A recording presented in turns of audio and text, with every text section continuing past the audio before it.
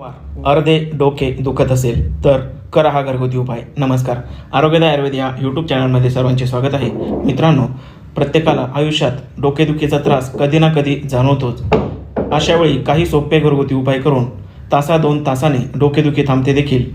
पण जर तुमचे अर्धेच डोके दुखत असेल आणि सतत तुम्हाला हा त्रास जाणवत असेल तर आजचा हा घरगुती उपाय या अर्थशिशीपासून तुमची सुटका करून देतो. बऱ्याच वेळा आपली झोप ही पूर्ण होत नाही. मानेच्या स्नायूमध्ये ताण आल्याने देखील असे अर्धे डोके दुखत राहते. याशिवाय मानसिक ताणतणाव किंवा जबड्याशी संबंधित काही आजार यामुळे देखील अर्धे डोके दुखत राहते. पुरुषांच्या तुलनेत स्त्रियांना अशी अर्धशिशीची समस्या जास्त प्रमाणात बघायला मिळते. अर्धे डोके दुखण्याची अशी ही समस्या कायमची घालवण्यासाठी आजचा हा घरगुती उपाय फार उपयोगी ठरणार आहे. हा उपाय बनवण्यासाठी घरातील 2 वस्तू आणि ही वावडिंग आपल्याला लागणार आहे. वावडिंगाच्या या बिया आयुर्वेदिक दुकानात किंवा काही किराणा दुकानात उपलब्ध होतात.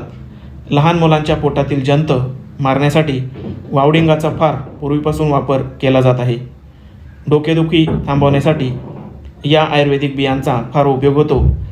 आपण साधारण 2 चमचे एवढ्या वावडिंगाच्या बिया घ्यायच्या आहेत. यानंतरचा दुसरा घटक म्हणजे तीळ.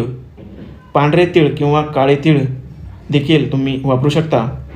मानसिक ताणतणाव किंवा स्नायूंवरील ताणतणाव कमी करण्यासाठी तिळामधील घटक आणि विशेष करून तिळामधील तेल फारच उपयुक्त ठरते.